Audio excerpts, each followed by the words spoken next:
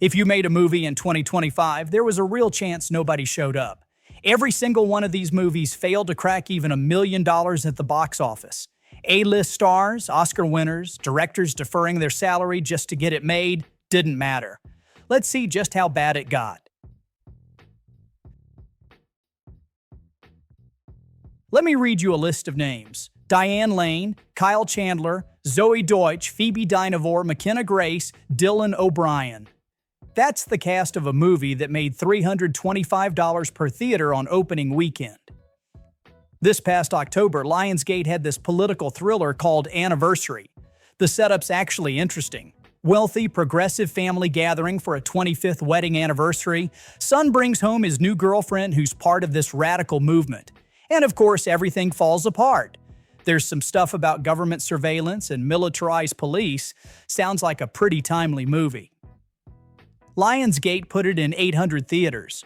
With that cast, you'd think at least some people would show up out of curiosity. Opening weekend was just $259,000 total. By the time it left theaters, it had made $630,000 on a $7 million budget. What happened? Well, according to market tracking, almost nobody even knew the movie existed. Just zero awareness. After it bombed, the director's agent came out and said Lionsgate buried it on purpose because the subject matter was too incendiary. The producer had a different theory. He said audiences are just scared of political films right now, that it's a weird time and nobody wants to deal with that stuff in theaters. The Wrap ran this whole piece asking if Lionsgate tanked the movie because of Trump. Whether they did it on purpose or just didn't know how to sell it, the result's the same. $7 million, 6 recognizable actors, and it couldn't even hit $700,000. Remember when Benedict Cumberbatch was everywhere? Sherlock was this massive thing. He joined the MCU as Doctor Strange, got a couple solo movies. For a few years there, he seemed like a legitimate star who could open a movie. This year, he had 2 releases. Both flopped. The War of the Roses remake vanished immediately, and then there was The Thing with Feathers. It's a grief drama. Father and 2 sons trying to cope with losing their wife and mother. Cumberbatch is actually good in it, plays the exhausted, grieving father well. The movie looks beautiful, all this shadowy, bleak London cinematography. Premiered at Sundance in January, got pretty lukewarm reviews, 48 on Metacritic. And here's the problem with that. A small drama like this needs to be a critical darling to survive. It needs reviews that make people go, I have to see that. When you get a 48 on Metacritic and mixed word of mouth, and you're not scary enough for horror fans, that's basically it. Box office here is just $534,000. Somebody decided to make a pop musical version of Romeo and Juliet. Not like a fun, campy stage version. A serious movie. All of Shakespeare's verse replaced with original pop songs. They filmed it in actual Verona, got Jason Isaacs and Rebel Wilson for the cast, released it in over 1,000 theaters. It couldn't even crack $500,000 on a budget of 15. The thing is, if you're going to throw out Shakespeare's language and replace it with pop music, those songs better be incredible. They better justify the whole thing. But they weren't. The movie has 15 songs, all written by the same 2 guys, and apparently they all sound exactly the same with really on-the-nose lyrics. If the music had worked, maybe you could sell this as a fresh take on an old story. But when the songs are bad, what's the point? Variety called it improperly developed and poorly executed. Said it was trying to be La La Land, but just ended up frustrating and boring, and Metacritic put it at number 11 on their worst movies of 2025 list. It actually does seem like they tried. They went to Verona, they got recognizable actors, they had ambitions. But ambition doesn't matter if nobody wants what you're making.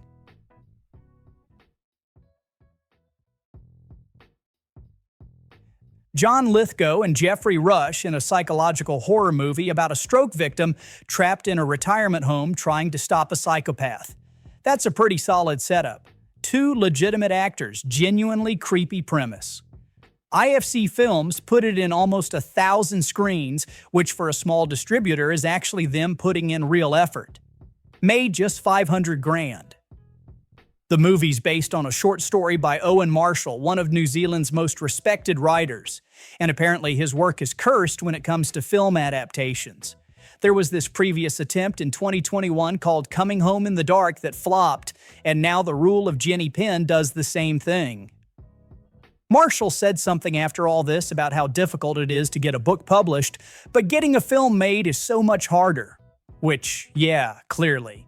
His stories keep getting adapted and they keep bombing. The silver lining here is that the director, James Ashcroft, somehow got noticed despite the failure. He's doing a Netflix thriller with De Niro next, and Stephen King personally tapped him to adapt his recent novella into a film. So at least somebody's career didn't get destroyed by this.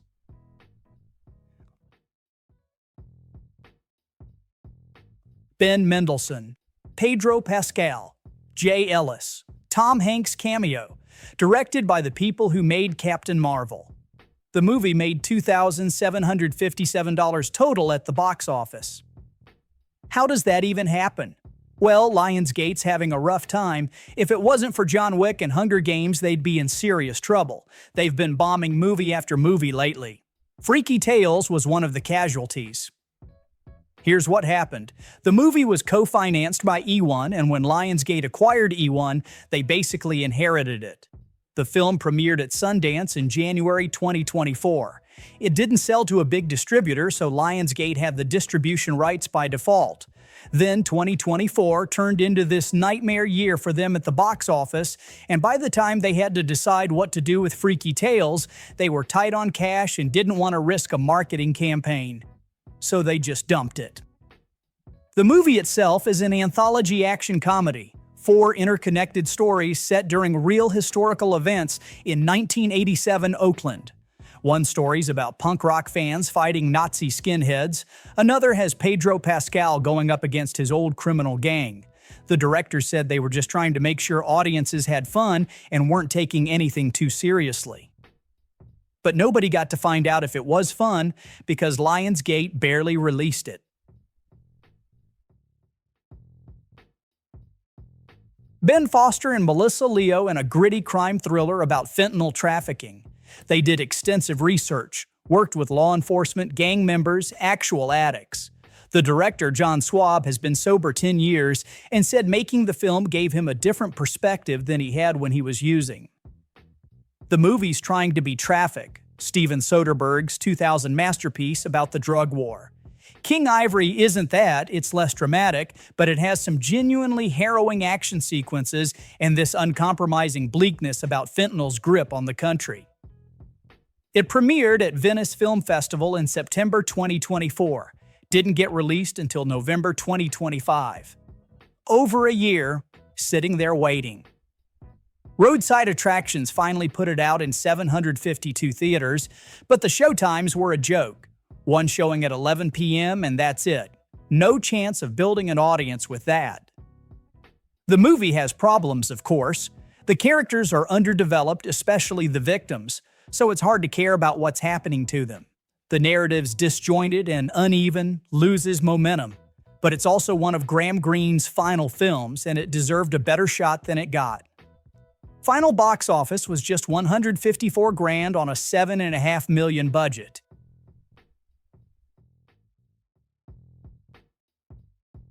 In 1986, someone made a horror movie called Witchboard for $2 million. Simple premise. People use a Ouija board, contact an evil spirit, bad things happen. It made $7 million at the box office. Fast forward to 2025 and they remade it for $20 million. It made $355,000. 10 times the budget of the original. 1/20th of the box office. There's no universe where that math makes sense. Chuck Russell was the director here. He did that Blob remake in the 80s that people actually liked, so he had some credibility. He'd been developing this since 2017 and they finally released it wide in August 2025. Audiences who saw it liked it. 79% on Rotten Tomatoes from viewers. The problem is almost nobody watched it. But I keep thinking about that $20 million budget. What did they spend it on? The original was people in a house with a magic board. This one's people in a restaurant with a magic board. Where'd the money go? And then they kept it in theaters for just 1 week before pulling it. The whole thing feels like nobody involved could explain why they were making it in the first place. Nicolas Cage is doing the classic movie star thing. First, you're king of the world with big hits and iconic roles. Then you hit a certain age and the offers dry up, so you start taking jobs just to pay the bills. And those jobs get increasingly insane. This year, he had The Surfer, which was pretty bonkers. But The Carpenter's Son might top everything because Nicolas Cage plays Joseph, father to a moody teenage Jesus who gets seduced by Satan. It's based on this gospel that didn't make it into Bible, the infancy gospel of Thomas or something like that. The writer-director's dad told him about it and he thought it would make an interesting movie. Magnolia Pictures released it probably because they knew the controversy would get some attention. Some countries banned it for being offensive to Christian values, which was free publicity. But the movie doesn't work as horror and it completely fails as a faith-based film. Reviews said it was bafflingly acted, messily made, a waste of some decent locations. Even the controversy couldn't get people curious enough to show up. $144,000 on a $10 million budget. That's what Nicolas Cage playing the Carpenter got them.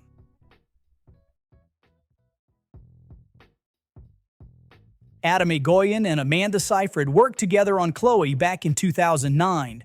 15 years later, they reunited for Seven Veils, a movie about a theater director dealing with trauma while remounting the opera Salome. They started working on it in 2022. Budget was supposed to be $9 million, but they were $3 million short, and they needed the money fast because filming had to wrap before the opera closed at the end of February 2023. Egoyan deferred a big chunk of his director's fee just to make the numbers work. They barely scraped together enough to actually film it. Premiered at Toronto Film Festival in 2023, reviews were decent. Then it sat there for 2 years waiting for US distribution. By the time someone finally picked it up and released it in 2025, whatever buzz it had from Toronto was long gone. Made just $152,000 total. The problem is, Adam Egoyan isn't a name that brings people to theaters anymore. He made some strong films in the 90s, but it's been a long time. Chloe was fine, Remember wasn't bad, but mostly it's been decades of movies that nobody watched. Add the 2-year gap between premiere and release, and nobody even remembered it existed by the time it hit theaters. Egoyan gave up his salary to get this movie made, and maybe a few thousand people saw it.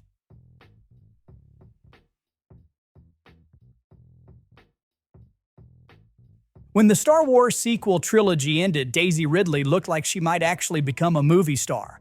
There's supposedly another Rey film in development, but Star Wars has been pretty dead since then, and whatever momentum Ridley had seems to have disappeared with it.